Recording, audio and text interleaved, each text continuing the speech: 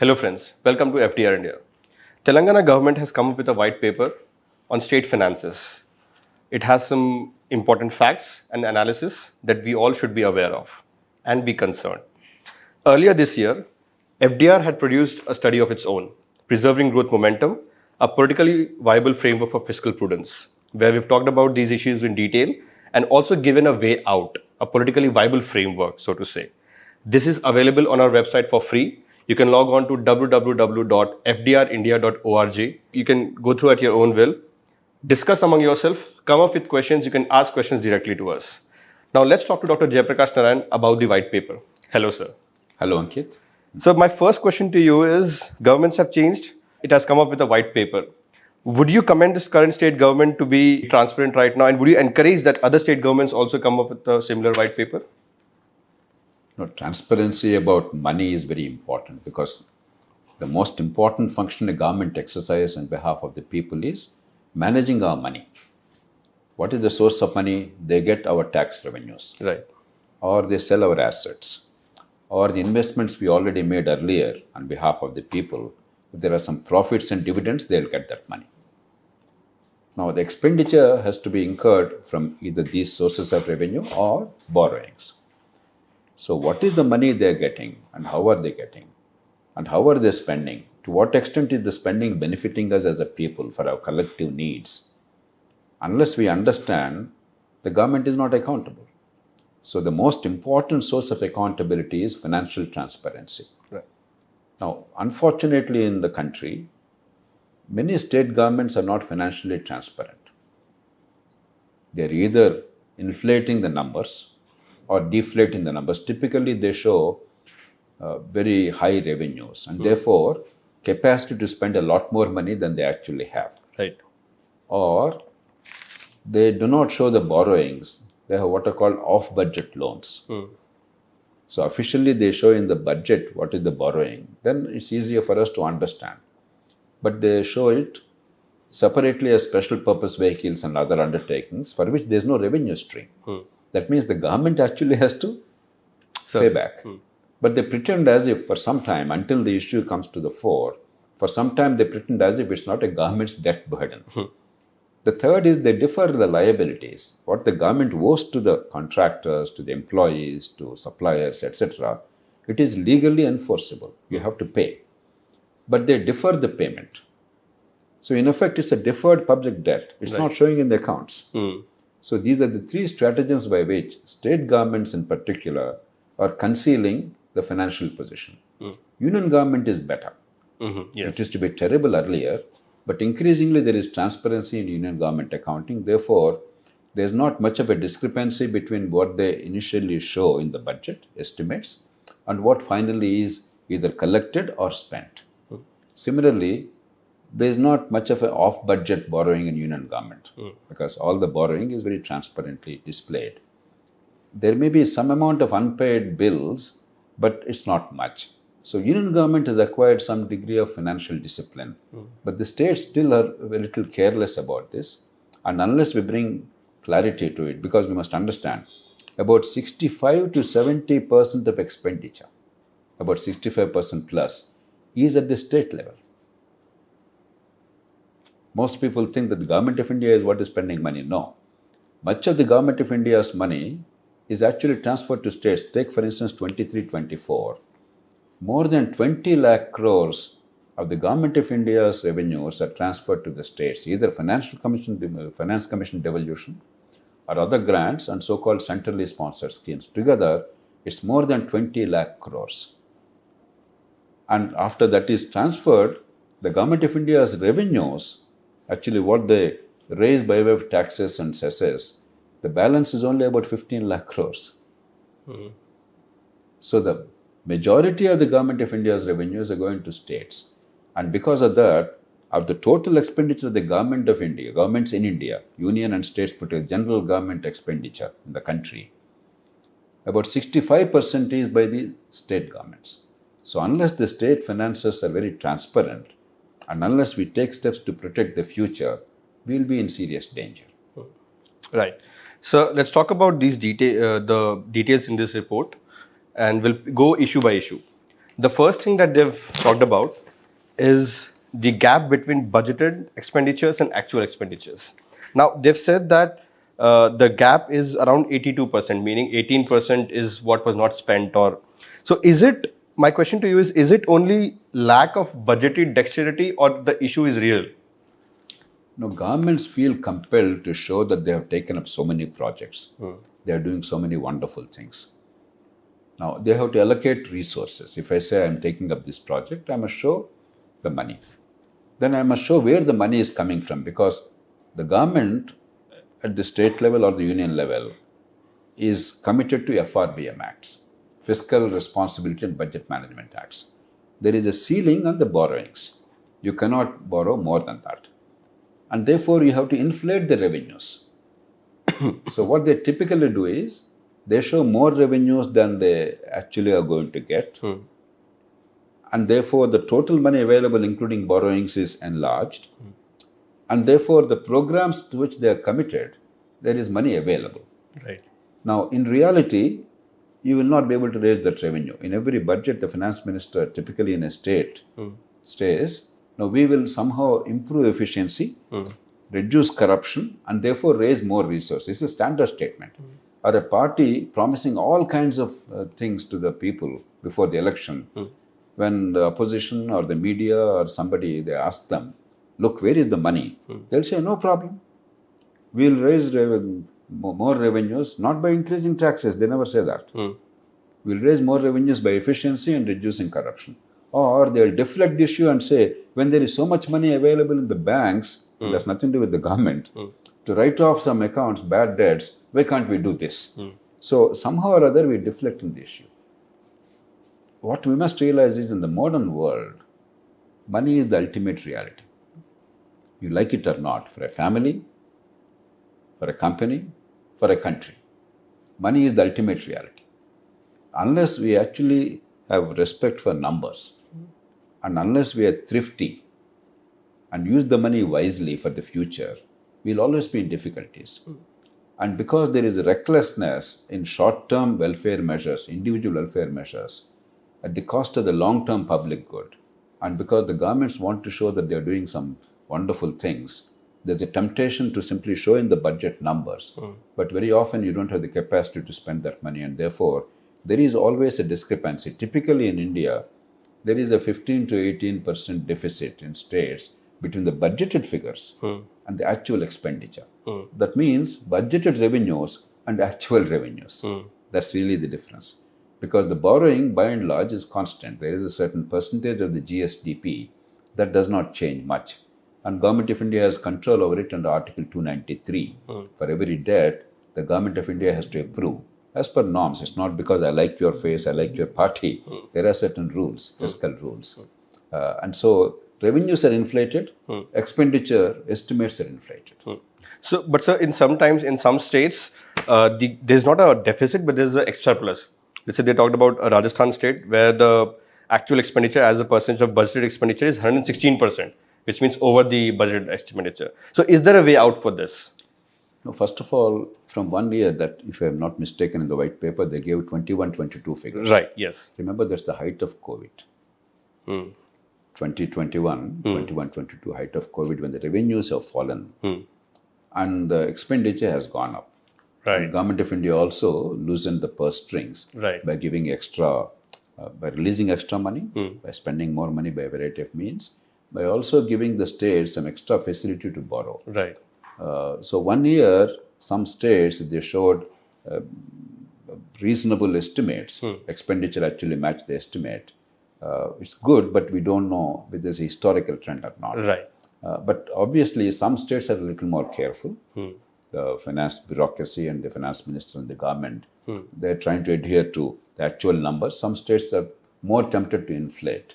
But in any case, while you cannot be 100% accurate, it is your duty to be as accurate as is humanly possible. If Government of India is by and large accurate, why should you not be? In fact, Government of India, if anything, in recent years, they're exceeding the budgeted estimates because in some respects, economy is doing well.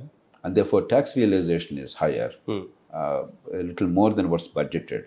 and therefore they're actually able to show some more expenditure. But it's not merely the quantity of expenditure, the quality of expenditure in two ways. The first is it for capital investment, for future growth, better infrastructure, better creation of wealth, or is it merely consumption expenditure?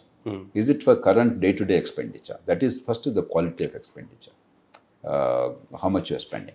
The second element of quality is, even if I show it as a capital project for the growth, suppose there is no cost-benefit analysis, I overspend for the benefit that is intended. That's not very smart expenditure. For instance, in Telangana, one of the problems I have been always saying, FDR has been repeatedly pointing out and looks at the moment, that some projects, even if they are capital projects, for the growth, they create new assets, that's good. But there is no serious cost-benefit analysis, whether Mission Bhagiratha, but particularly Kaleshwaram project. I am a great fan of irrigation and agriculture. But whatever you take up, there is a cost of money. Unless you see what is the benefit, if I spend 10 lakh rupees, is the society getting 15 lakh rupees, 20 lakh rupees worth benefit? Or by spending 10 lakhs, I'm only getting 5 lakh rupees benefit, in which case actually it's a wasteful thing. That assessment is important. For instance, under very high cost, high capital intensive, very large lift irrigation projects, there are cases where the capital cost is 4 to 5 lakh rupees per acre. The power consumption, the maintenance of machinery, etc., and the interest on debt probably comes to about 50,000 rupees per acre. The incremental income to the farmer is no more than 10 or 15,000 rupees per acre. That means even if you ignore the capital cost, only take the cost of money, the interest, on 50,000 rupees annual expenditure, I'm getting 20,000 rupees. That means with 50,000 rupees payment, I'm buying only 20,000 rupees worth. Right. I'm losing straight away 30,000 rupees per acre. It's not smart economics. It's not smart investment. So Telangana, unfortunately, the cost-benefit analysis is also ignored. So A, is that the capital expenditure or not? Yes. And B, what is the cost-benefit analysis? When I spend the money, am I getting more than what I spend? Right. These two are important. Oftentimes, in private sector, in your family, you make that calculation. You never waste money. Because government money is regarded as nobody's money. Yes. There is no accountability, and we are somewhat careless about government finances. But ultimately, remember, the principles of economic management apply universally for an individual and family, for a company, for a country. Nobody is immune, because you have to raise the debt, you have to pay back interest, and if you don't know how to pay the interest on the revenues, you don't have enough money, you borrow to pay interest, you get into a vicious debt cycle. That's what's happening in India. You are now borrowing to pay interest. That's a danger signal. So, a very important point that you mentioned here, sir, that public finance is an extension of personal finance. So, we'll move on. We move on to the next topic, and you've been talking about this subject since many years now, sir. Particularly in the last couple of years, you've been talking about it. You've talked about debt, and I think they have tried to cover the debt situation also. So, here they've talked about. They've said that the total outstanding debt is around 6,71,000, and they've given some breakups for that. Can you please explain us in a very simple term as to what this debt is? Now, when the government spends more than it earns by revenues, how do you spend extra money? You don't print notes. No. Only currency power is the RBI and the Government of India. Even Government of India does not print notes. Earlier, Government of India used to print notes. Whenever there is a deficit, a budget deficit, that means your expenditure is more than your revenue, they used to print notes. It's called monetization of debt. Right. Now, what it means is, by printing more currency notes, government notionally has more money available. But for all of us, the people of India, the money value has come down. Because there's more currency available, but you don't have that many goods to be bought and services. So all of us have become the poorer. Right. Since 1993-94, one very important decision was taken at the national level, that they will no longer monetize debt. It's very important. So earlier they were fudging. Earlier they were making us poorer, showing that they're spending a lot of money uselessly. The country is getting not rich, but the people are getting poorer. Now, since 1993-94, we no longer monetize debt. We don't make more currency. We borrow. Right. Since then, the expression fiscal deficit Right. and revenue deficit, they have come into vogue. Now, revenue deficit means how much money am I getting by way of taxes and cesses, not by selling assets. By selling assets, if you take it as income, you're in serious danger. Supposing you have a house site, you have a house, you sell the property, you spend it as if it's a regular income and a day-to-day expenditure. Your assets are now diluted. You have no longer assets. Supposing you have stock, you simply sold the stock, you spend the money on personal expenditure, you become pauper. Your asset base has come down. Yes. So that's not wise. Revenue income, that is the taxes and other things which you raised from the people in that year, versus the day-to-day expenditure of running the government. What are the day-to-day expenditures? Your salaries, pensions, interest and borrowings, Right. administrative cost, and welfare expenditure, which are given to the poor without creating assets. Right. These are the significant heads. Now, in India, unfortunately, this expenditure in Government of India itself is far in excess of revenue. There is a deficit of 8 to 10 lakh crores per year. Many people are thinking Government of India is flush with money. State governments, whenever there are difficulties, they say, Prime Minister is not giving money. Government of India is not giving money. They are discriminating. The truth is, Government of India itself is in serious deficit. I would call it a structural deficit. Right. Okay. Because Government of India spends money by way of, I told you already, 20 lakh, more than 20 lakh, about 20 lakh 16 or 20 lakh 18,000 crores goes back to the states. Right. By Finance Commission devolution, various other grants and centrally sponsored schemes. It spends about 7 lakh 38,000 crores towards salaries and pensions. It spends about 10 lakh crores on interest. The three together are far in excess of the revenues. Okay. Therefore, even if you are the Prime Minister, the greatest economist, a Nobel laureate who is very thrifty, careful comes, you cannot overnight now reduce the expenditure. You cannot reduce salaries. You cannot reduce pensions. You cannot fail to or refuse to pay the interest rates. You cannot stop the constitutional devolution to the states under the Finance Commission. And the centrally sponsored schemes, so many beneficiaries are there and governments have accounted for that. You cannot stop it. So even without doing anything for the people, there is a structural deficit. Right. And a serious structural deficit. So this is what we all must understand. Now, when you look at the debt, therefore there are several heads. All this deficit is met by debt. Borrowing. Yes. Borrowing. Because A, the state governments have no power to print currency. B, Government of India also quite rightly, belatedly decided since 1993 or so, that we will not print currency to meet the deficit. So it's borrowing. Now, borrowing, the Telangana government white paper has shown a significant amount, some 6,71,000. Yes. Not all of it is government debt. Okay. 3,89,673 crores they showed in the white paper. That Yes. is officially shown government debt. Okay. That is also conforming to our numbers. RBI has come out with a report. And as you showed, FDR has produced a report. Yes. These numbers are roughly corresponding. But I told you earlier, government is borrowing, not showing it in the budget. Yes. Off-budget borrowings. Yes. It is a lie. They must show it in the budget. But many governments, particularly Telangana and Andhra Pradesh, have become masters of it. In the whole country, the highest off-budget borrowings are shown by these two governments. Right. I don't know why historically these two governments are bigger culprits. But the fact is that they are showing a very large amount. For instance, Telangana is showing 1,27,208 crores as off-budget loans, which government has to repay. It is officially taken in the name of some organization, some corporation. But that corporation does not have a rupees revenue.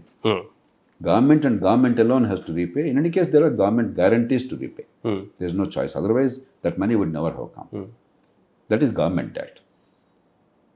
The other two heads of account they showed, government guarantees but to commercial entities which they are supposed to pay. Suppose electricity utilities are there. You may borrow. government may need to give a guarantee because the lenders have no faith in that organization because they're in losses. Right.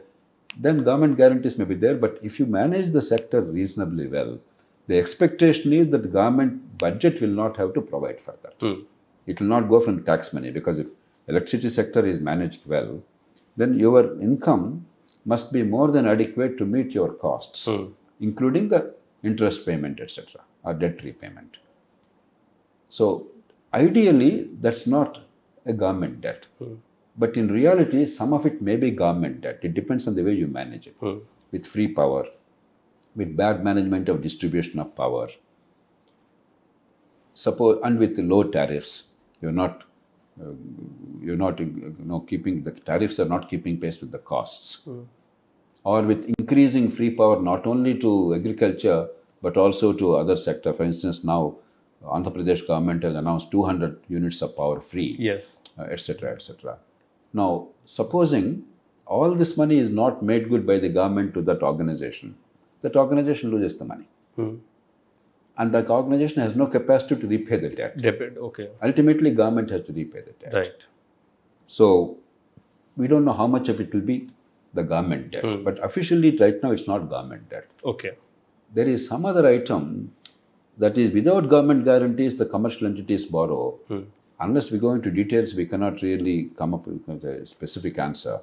But the fact that there is no requirement of government guarantee means that the lenders are reasonably confident that this agency has the capacity to repay. It has its own revenue stream. I think we can safely take it out of the government debt issue.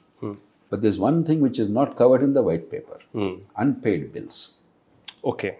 In Telangana, 33,000 crores, according to our information, it's not official information to me, but it's reliable information. Some 33,000 crores of unpaid bills. That means the government has to pay them. Legally, it's liable. It has not spent the money, therefore it's not shown as a debt or expenditure, but they postponed the expenditure. Contractors, they finished the work, I have to pay the bills, there's no choice. But I postponed that. Or I bought some things, suppliers. They supplied according to the contract, I did not pay them, they wait. Or employees, some, let's say, salaries and allowances, arrears. Some pay revision commission, this, that, arrears are due. So because you don't have the capacity to pay, you postpone it. All these mandatory. They're all seen in the records. There's nothing secret there, except that they're not showing in the budget. So unpaid bills, Telangana, my estimate is about 33,000 crores. Andhra Pradesh, about 44,000 crores. So if you take these three heads, that is the government's actual debt, official debt, the government debt concealed as off-budget loans, but government has to repay, there's no other recourse, and the unpaid bills. I'm ignoring deliberately for the time being the government guaranteed loans to other entities which they are expected to repay. We don't know how much of that will have to be paid by the government. Let's ignore that. The number comes to 5,49,881 crores, 5,50,000 crores. That is 39.23% of the GSDP of Telangana. And Telangana, remember, is a rich state by Indian standards.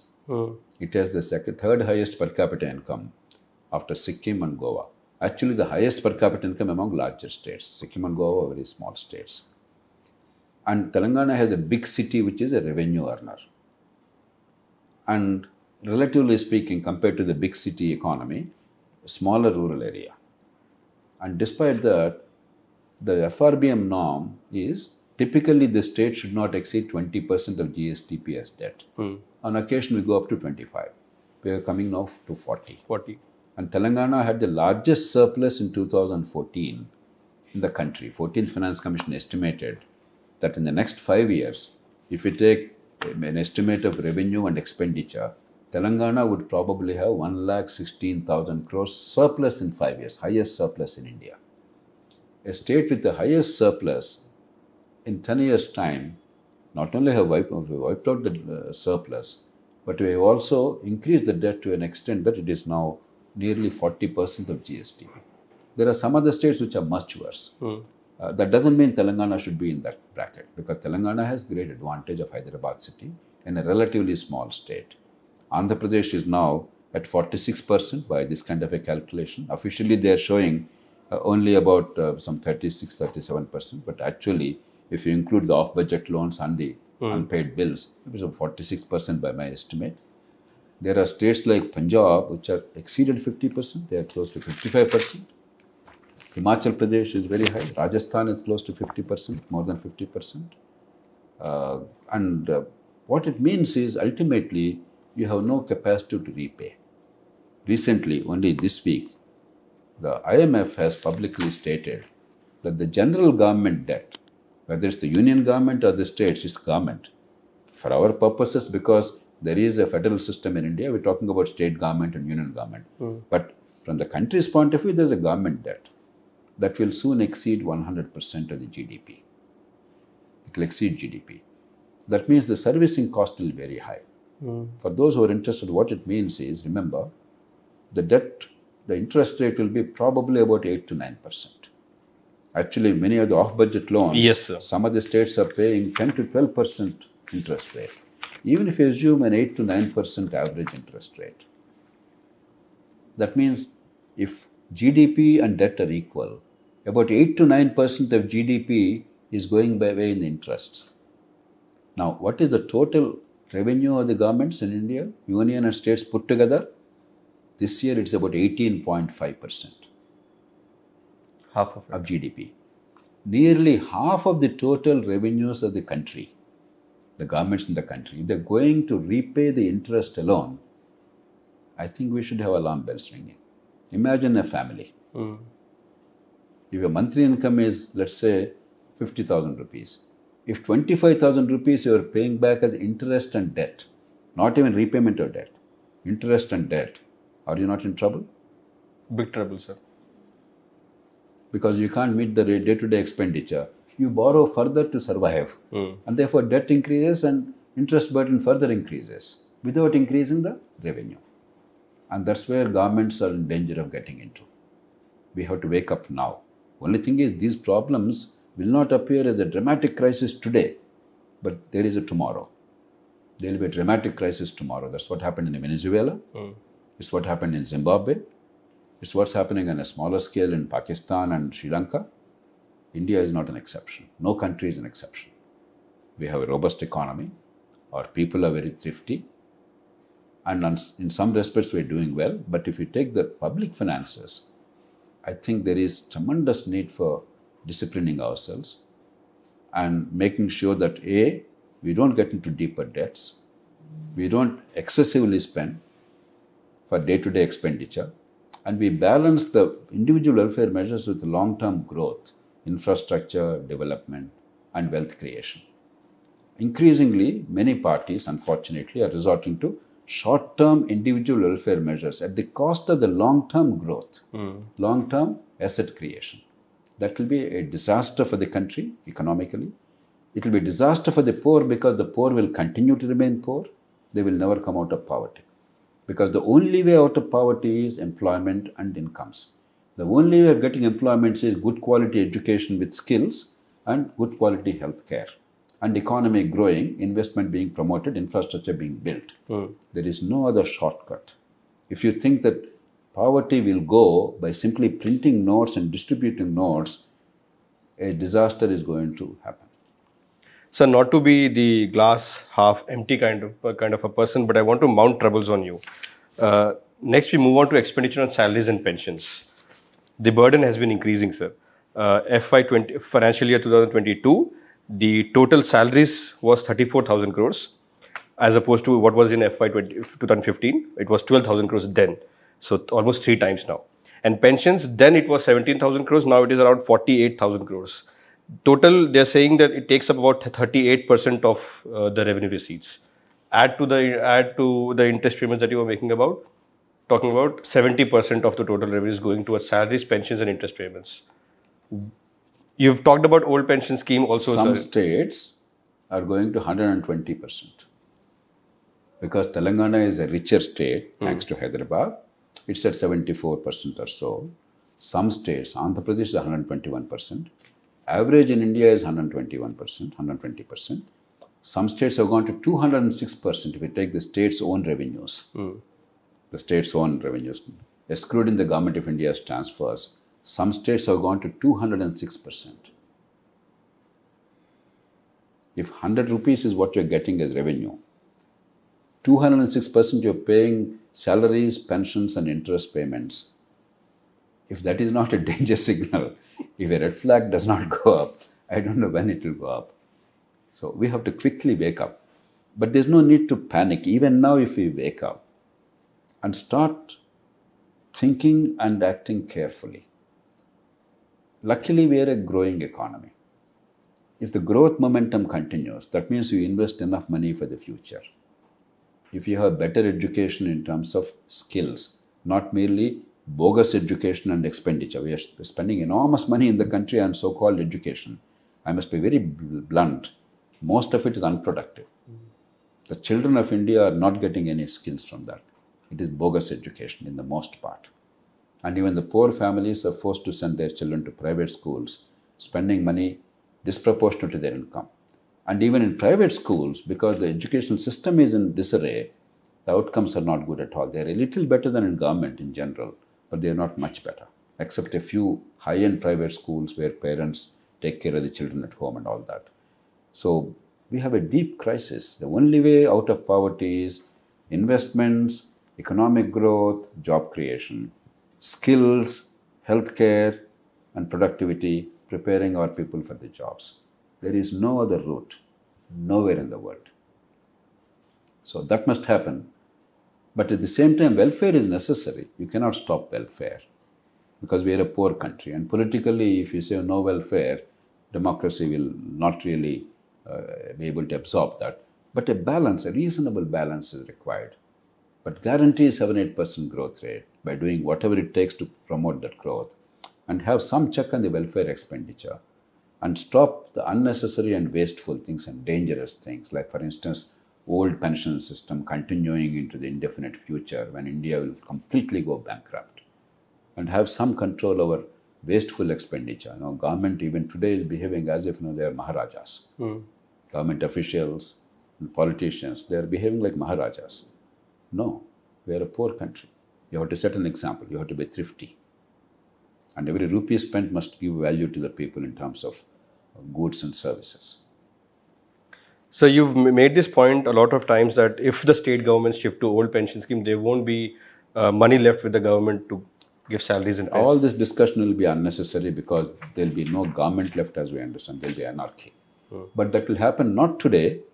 This is why some people are completely misleading the general public and the media, because the crisis is not going to happen today, because no matter what you do with the new national pension system also, for the next 15 years or more, the old pension system will continue.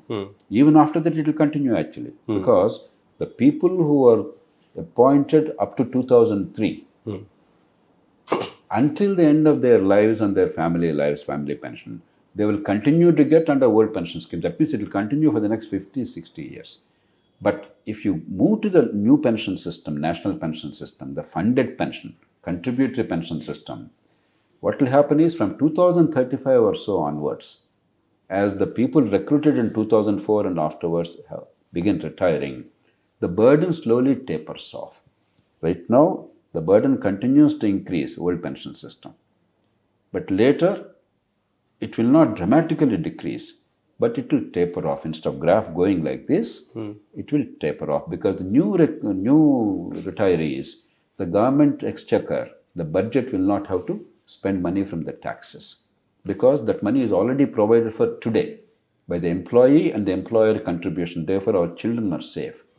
But 15 years is a long time. We are not even looking at tomorrow.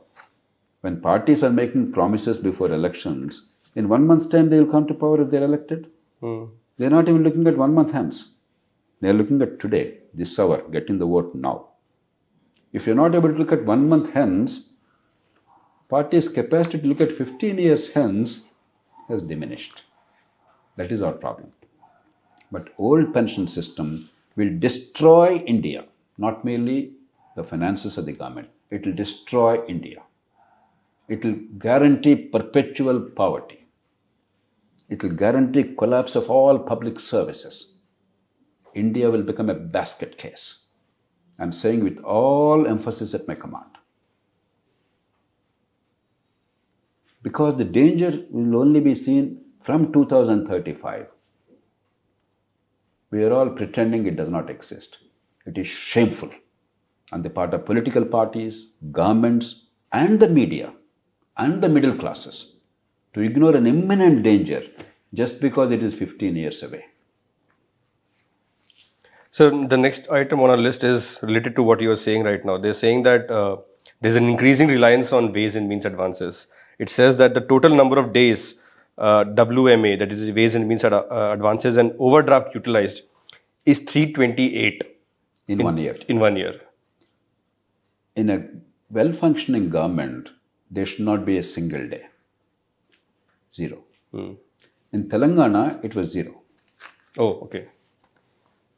After Telangana formation, for quite some time, it was zero. You can go into the records. This Yes. is a verifiable item.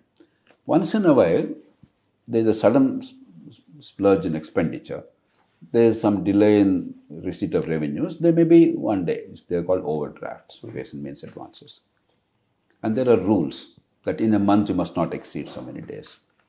For a state as rich as Telangana, if 328 days you are spending money you don't have and you are borrowing from Reserve Bank of India on a day-to-day basis, that shows how badly it is managed. Whatever happened has happened. It's not about blaming the past. It's about learning from the past. Now we must wake up. So, with the spirit of learning from the past, there is something that has made the news in the last week.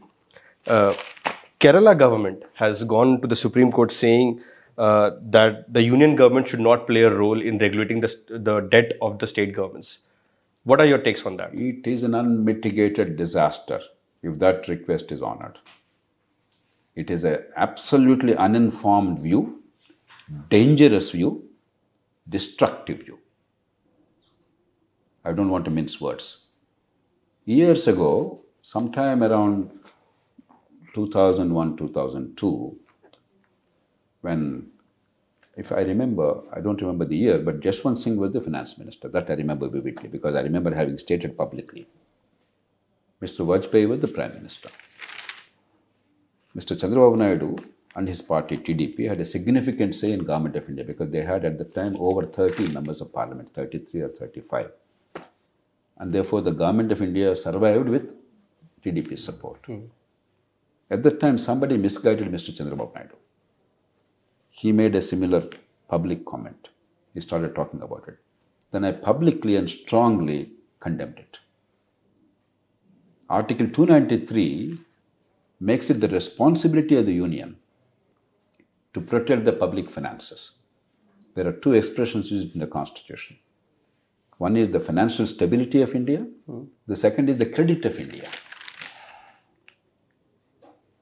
Now, it is not the state that guarantees the financial stability or the credit of India. It is only the union government. Our leaders, our founding fathers, the constitutional members, they understood it very well. Dr. Ambedkar wisely incorporated Article 293 in the Constitution. Sardar K.M. Munshi and very many others, they very vehemently argued in favor of it. They said, India for financial management is an indivisible whole. The states have all autonomy to decide what they should do subject to 7th schedule of the Constitution. They have their own tax revenues. They also get, in addition, the revenues, a share of revenues from Government of India. But once the money is available, how they manage that is entirely their business, subject to the Constitution. But they cannot recklessly borrow without creating assets and destroy the future. Because there is no future of Kerala being destroyed without the future of India being destroyed. The problems of UP or Bihar or Andhra Pradesh or Telangana or Kerala in terms of debt management are the problems of India. It affects the whole country because there is only general government debt. It has short-term consequences, long-term consequences. If you borrow recklessly without the repaying capacity, you are crowding out genuine and good borrowing. You are paying higher interest, recklessly borrowing, but when money is genuinely needed for capital investment of the government Or private sector, you want to build a project, you want to start a company, you want to create jobs, you want to innovate, you won't have money. So in the short term, you're actually undermining the economy. In the long term, you're ruining the economy. Because once the governments get into vicious cycle, you can no longer repay. Venezuela, that's exactly what happened in Venezuela. Venezuela is a very rich country. It has the world's largest oil reserves, larger than Saudi Arabia. Today, Venezuela is a basket case. Zimbabwe, many other countries are acting recklessly. They destroyed the countries. A generation or more is finished. Article 293 is the heart of financial stability of India. At the time when Mr. Chandrababu Naidu raised the issue, the union government, because they depended politically on the party in power in Andhra Pradesh at that time, they remained silent. I had to raise my voice very strongly and explain to them what is the issue. It's not about which party is in power, it's about the country and its future. No government, either Kerala government or Telangana government or Andhra Pradesh government, or union government for that matter, has the right to destroy the future of India for their short-term political gains. Even the union should not recklessly borrow. That's why you have FRBM Act. Mr. Atal Bihari Vajpayee wisely, he enacted the law, built a consensus. Dr. Manmohan Singh very wisely pursued it further and made it universal, whether it's the national pension system or making FRBM Act and the fiscal rules applicable to the whole country. It was the gift of Mr. Vajpayee and Dr. Manmohan Singh, two successive governments, an NDA-led government and UPA-led government. It was done for good reason. And UPA government was supported at the time by communists who are in power now in Kerala. Didn't they understand what they were doing? Why they were doing? And now to argue that you don't have to have any constraints, you can borrow as you please without the ability to repay, you can destroy the future of not only your state but of the country, is ridiculous. It's not federalism. It's fiscal suicide and disaster. It is absolutely necessary. But what is fair and reasonable, and that's what Kerala government should fight for, and that's what we would fight for as FDR, is the fiscal rules must be applied impartially, uniformly, fairly, by an independent authority. By and large, it's applied fairly. But in a highly polarized political atmosphere, if you have a party in a state which is not sharing power in the national level, then there's always a suspicion. There is fear. And to eliminate that even whiff of partisanship, it is best that an independent authority, I would argue that we should create something like Office of Budget Responsibility in Britain or Congressional Budget Office in America, to make sure that, first of all, numbers are agreed. We have seen Telangana, Andhra also know what are the numbers, what's the real numbers, what's the show number. There's a lot of confusion because large accounting system, unless you really know what is happening, it's very difficult. So somebody professionally competent, highly respected and credible and honest and impartial, they must be able to come out with the numbers so that the country understands, lawmakers understand. The second is enforcement of these rules under Article 293 about debt management, how much you can borrow, etc. Once the rule is made uniformly, it must be applied uniformly by an independent body so that you cannot complain that the Prime Minister or the ruling party in Delhi or somebody else, they're acting against our interests. Because nowadays, every day, in every state, we keep hearing that if the state is run by a party other than party in power in Delhi, then inevitably, if let's say BJP is not in power at the union level, if BJP state government is there, they would complain that Delhi is discriminated. Right. So it's not this party or that party, it's become habit in a political competition. We must take it out of politics. Whereas the broader policy has to be within the legislature, the parliament. That means politics, there's no choice. But the application of it has to be taken out of politics. Create a body. You can call it a fiscal council. There are suggestions like that. The 15th Finance Commission made that recommendation. You can make the Finance Commission a permanent body and give them that authority. There are many ways of doing it. But a credible, independent, expert body must be entrusted with this whole debt management of the states. So you're saying a politically viable framework would be this independent body with the tasks that you mentioned. And one basic rule, at least have one basic rule. And that is your day-to-day expenditure, salaries, pensions, interest, and individual short-term welfare measures without creating wealth. This expenditure must be met from your current revenues, not from borrowings. Borrowings must only go for wealth creation. And make sure that in the name of wealth creation, there is no wasteful expenditure. There is a proper cost benefit analysis. And you will invest keeping in mind what is the benefit that's derived by society. If this much is followed, after that you do entirely what you want. Each state, each government at the union level, state level is autonomous. Each parliament, state legislature is autonomous. They are given the power by the people. But there are certain larger rules. My autonomy does not mean like Tughlaq, I'll print money as I please and spend what I don't have and ruin the state or the country. My autonomy means within the fiscal rules, I will do whatever I think is best because people gave me that authority. Within the bounds of the constitution, I will do whatever I think is best because people gave me the authority. You cannot breach the constitution. You should not breach the fiscal rules. So my last question would be, and the last point that I want to bring to your attention is that the government at the end of this paper they have talked about, and I'm quoting verbatim, they said that the new government is determined to implement all the 6 guarantees which are promised by the party based on which the people of Telangana had given the mandate for change. You made some calculations regarding this. Won't this burden the already burdened state? No, that's the problem. Without, see, all these numbers, they were known earlier. This document came in July, August of 2023. Right. Elections in Telangana were held in November. But even before printing it, for several months, we knew. Yes. We are a non-profit organization without any resources. Each of us is giving time, energy, and some money we are all collecting, contributing, without any government funding, without any government authority. If we had this information, political parties with access to information, with much greater clout and power, they would all have had this information. Right. And in any case, people like us were shouting from rooftops with all this information well in advance. There's nothing new. Therefore, now to say that we were surprised is disingenuous. But it's part of politics. Now, clearly, from the government's own admission, there is simply no more expenditure possible other than what is being currently spent. Right. A back-of-the-envelope reasonable estimate shows the 6 guarantees actually are about 14, 15 items. They club 2 or 3 under one guarantee. Right.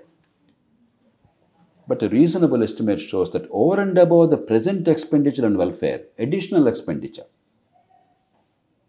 I'm not talking of scrapping all these and the new expenditure.